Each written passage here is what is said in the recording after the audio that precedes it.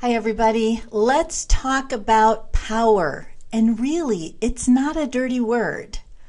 So one of the reasons I wanted to put this presentation together is that I know that the word power has a negative connotation for a lot of you. And power does not need to be negative. And really, that's my purpose in putting this together. So first of all, let's talk about what is power. According to Dubrin, in order to exercise influence, a leader must have power, which is the potential or the ability to influence decisions and control resources.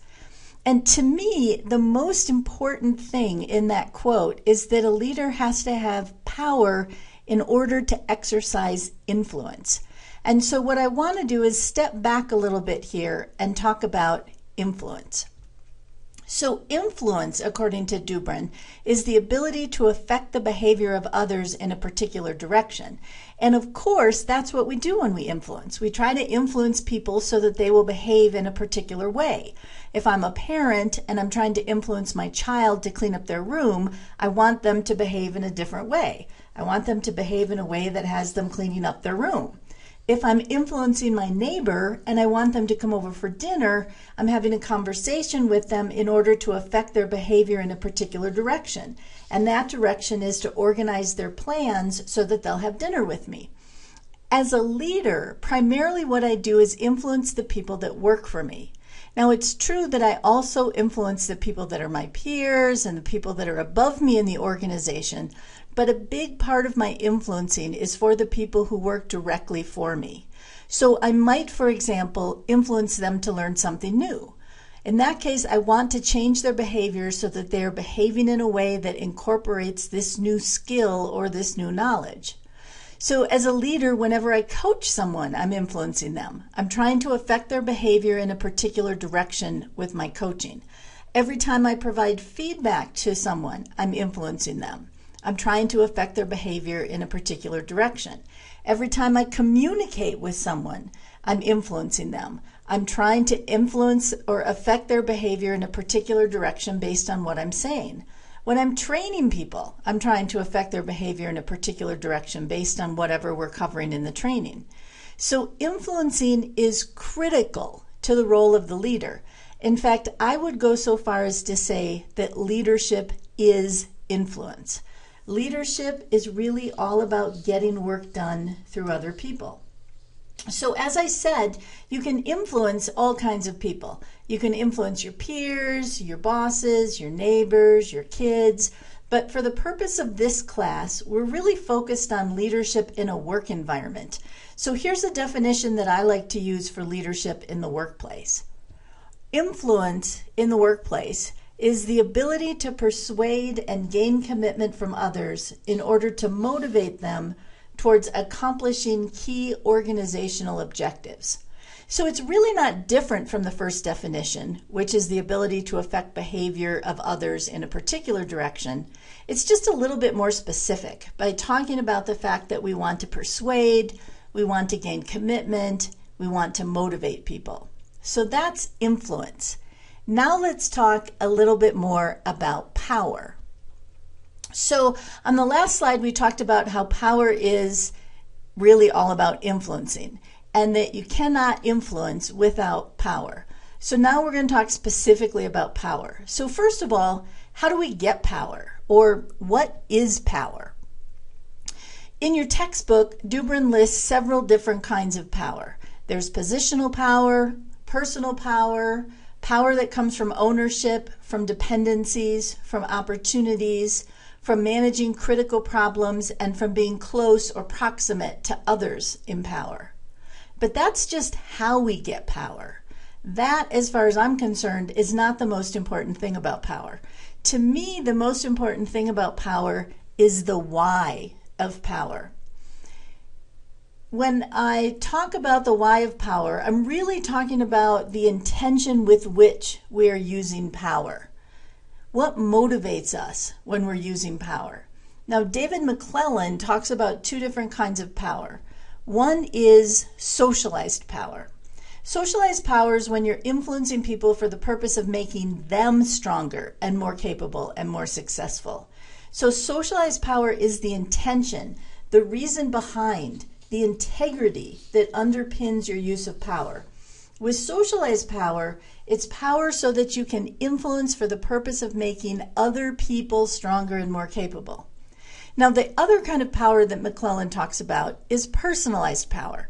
And personalized power is where you're influencing for the purpose of making yourself feel stronger and more capable. So both of these represent the intention with which you are using power to influence. It doesn't matter how you came to your power. It doesn't matter if it's personal power or positional power or power from ownership or power from proximity. Regardless of how you came to your power, you can either choose to use socialized power, power that influences for the purpose of making other people stronger and more capable, or you can use it with the intention of personalized power, influencing for the purpose of making yourself feel and look stronger and more capable. So power is not positive or negative. Power is just your potential or your ability to influence decisions and control resources. What makes power effective or not effective, what makes it positive or negative, although I'm not crazy about those words, is your intention with which you are using the power. As we think of the negative side of power, as we think of power trips or people who stomp all over other people in order to get what they want, that's personalized power. That's using power so that you can influence to make yourself look good. But socialized power, influencing for the purpose of making other people stronger and more capable and successful, is really a very positive thing. I mean, this is coaching, this is training, this is feedback. All of that is socialized power. It's power so that we can influence people's behavior for the purpose of making them stronger and more capable. So we've talked about how you come to your power. We've talked about the why, or the intention with which you use your power.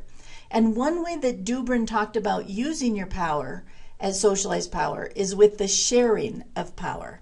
And he describes this as empowerment. So as Dubrin talks about empowerments, he describes 6 components. The first component is the meaning that you have at work. How meaningful is the work to you? When you're empowered, you feel the work is meaningful and aligns with your values and the things you believe in and think are important. The second component to empowerment, according to Dubrin, is competence. Do you have the skill, and have you been given the chance to develop the skills and knowledge that you need in order to do whatever the thing is that's been delegated to you? The next one is self-efficacy. Do you believe that you can do what you need to do?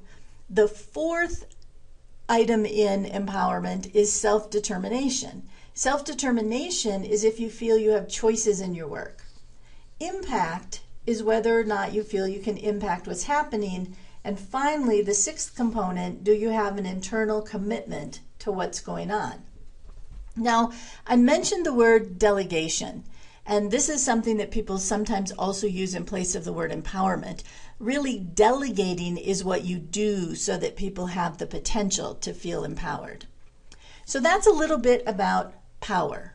So up until now, we've talked a lot about influence, and that in order to effectively influence, a leader needs to have power. And power, as it says in this definition, is the ability or the potential to influence decisions and control resources. We talked about the fact that power is not by definition a positive or a negative thing. Power is simply the ability to influence decisions and control resources. It's the reason behind why you are using the power. It's your intention, it's your motivation for why you're using the power and influence that determines whether this has a positive or a negative effect on others. So not only does power underpin influence, but it also underpins politics, or as we're going to talk about them, organizational politics. Now, organizational politics, if it's even possible, has a more negative connotation with most people than the word power does. And just like power, organizational politics are not by definition negative. They can be negative, but they can also be positive. So let's talk a little bit about that. So first of all, the definition that comes from your book Dubrin says that organizational politics are informal approaches to gaining power through means other than merit or luck. So organizational politics are other ways of getting power to influence besides the ones that we talked about on the previous slide. So if you get a promotion and now you're in a position where you have positional power, that's not organizational politics. That's a formal way to get power. Organizational politics are those informal approaches that are in addition to or that are on the edge of any kind of formal power that you might have. So one thing that's implicit in this definition is this idea that you're using informal approaches in order to gain power to influence. These are through informal channels rather than whatever the formal channels are of getting power in your organization. And it also implies that you are making a choice to act. You're making a choice to take advantage of or to use these informal approaches in order to gain power. Now, here's another definition that I really like. This comes from Brandon and Selman, and it says that in organizational politics is an informal, unofficial, and sometimes behind-the-scenes effort to sell ideas, influence an organization, increase power, or achieve other targeted objectives. So again, implicit in this are a couple of ideas. One idea is that you are using informal, unofficial channels in order to gain power and do your influencing. And second is this idea that you're making a choice. Because these are informal channels, you are deciding that you are going to go ahead and make an effort to sell ideas or influence an organization or use your power to achieve other targeted objectives through informal channels. So it really all comes down to why are you doing this? Are you doing this from socialized power or are you doing this from personalized power? Socialized power, you're doing it to make other people stronger and more capable. Personalized power, you're doing it to make yourself look stronger and more capable. So most of us, when we think of organizational politics, think of them as negative. And when we do that, we're thinking of examples of where people are doing it from personalized power. They're doing it to benefit themselves. But it's also possible to participate in organizational politics from socialized power. It's all about why you are doing it.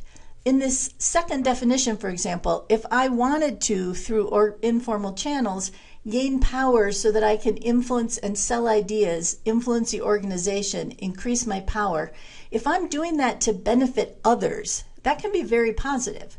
So it's really just about me influencing through non-formal channels. By the same token, if I'm looking at identifying and setting targeted objectives and doing that with integrity for the purpose of benefiting others, then that's socialized power, and that's very positive. If I'm just doing it to benefit myself, that's personalized power, and that's rarely positive.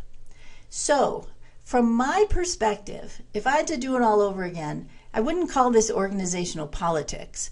I would call this organizational influence, because that's really what we're talking about here. We're talking about using our power, hopefully in socialized power, so that we can use it for the benefit of others in order to influence informally in the organization.